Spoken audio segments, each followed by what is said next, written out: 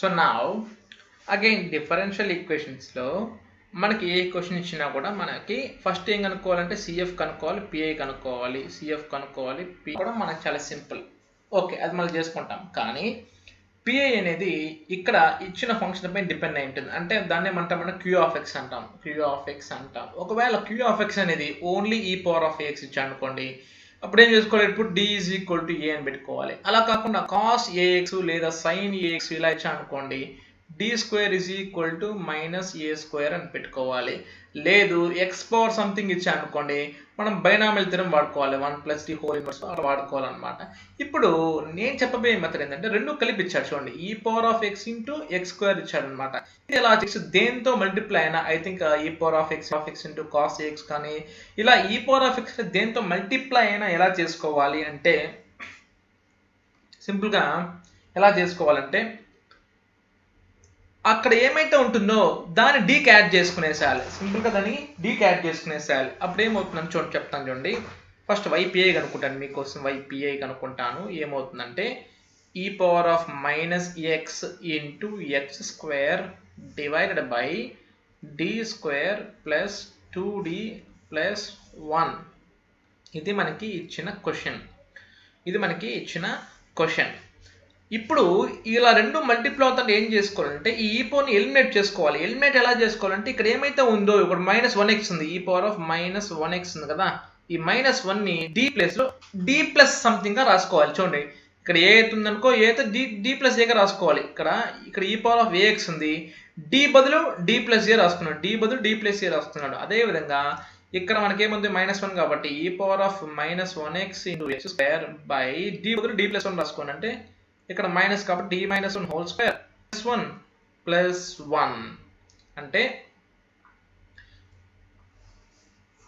So అంతే answer ఏమవుతుంది నాకు, ఈ పవర్ ఆఫ్ -1 ముందు రాసుకునేసాను ఇంటూ సాల్వ్ చేసుకోవాలి. D square plus 2d minus 2 plus 1 అంటే -2d plus 2d cancel, 1 plus 1 2, 2 - 2 cancel, ఇంకా మిగిలింది x square by d square, x square by d square. Okay, 1 second.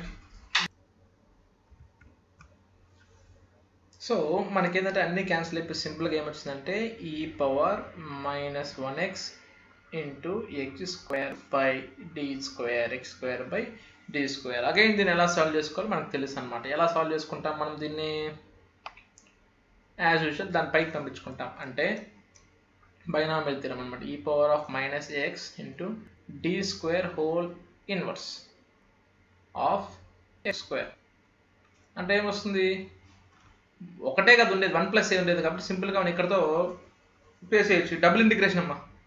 Actually ఇక్కడే చూసాను, ఈ స్టెప్ కూడా అవసరం లేదు మనకి. ఈ స్టెప్ ఎప్పుడు చేసుకోవాలంటే 1 + సంథింగ్ ఇలా ఉంటే చేసుకోవాలి. ఇక్కడ చూడండి ఓన్లీ డిఏ కదా ఉండేది, 1/d అంటే ఏంది ఇంటిగ్రేషన్. కానీ ఇక్కడ ఏముంది x square double derivative, D square కదా ఉండేది. ఇప్పుడు నేను చెప్పేది ఒక విషయం వినండి, 1/d ఆఫ్ ఎక్స్ స్క్వేర్ అంటే ఇంటిగ్రల్ ఆఫ్ ఎక్స్ స్క్వేర్ అంటే ఏమొస్తుంది నాకు, x³/3. ఇప్పుడు 1/d ఉందా, d స్క్వేర్ ఉందా, d స్క్వేర్ ఉంది కాబట్టి అగైన్ ఇంకోసారి ఇంటిగ్రేట్ చేసుకోవాలి. అప్పుడు ఏమొస్తుందంటే 1/3 ఇంటూ x⁴ చేస్తే x⁴/4. So answer would be e power of -1x into x⁴/4. ఇది ఆన్సర్. ఇంకా సిఎఫ్ ఎలా కనుక్కోవాలో అది మీకు తెలుసు అనమాట. ఓకే, ఒకసారి అది కూడా చెప్పేస్తాను.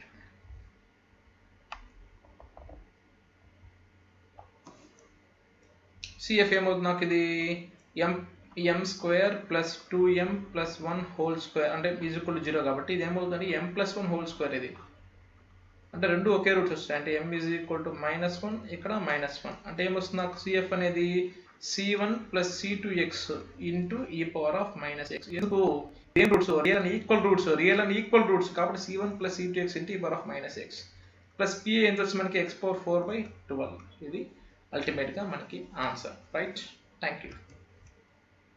ఇక్కడ మనం గుర్తుపెట్టుకోవాల్సింది ఏంటంటే ఒకే ఒకటి అనమాట, ఈ power of x into something ఉంటే ఆ డీని అక్కడ ఏముంటే ఉంటుందో, ఏ ఉంటే ఏ, 1 ఉంటే 1, 2 ఉంటే 2, 3 ఉంటే 3, డీని d+1, d+2, d+3గా రాసుకొని రీప్లేస్ చేసుకొని దాని ముందర వేస్తాం. ఇంకా మామూలు x ఉంటే బైనామియల్ థియరం వాడుకుంటాం, cos x ఉంటే d² = -a² వాడుకుంటాం. ఆ విధంగా చేసుకోవాలన్నమాట. Right, thank you.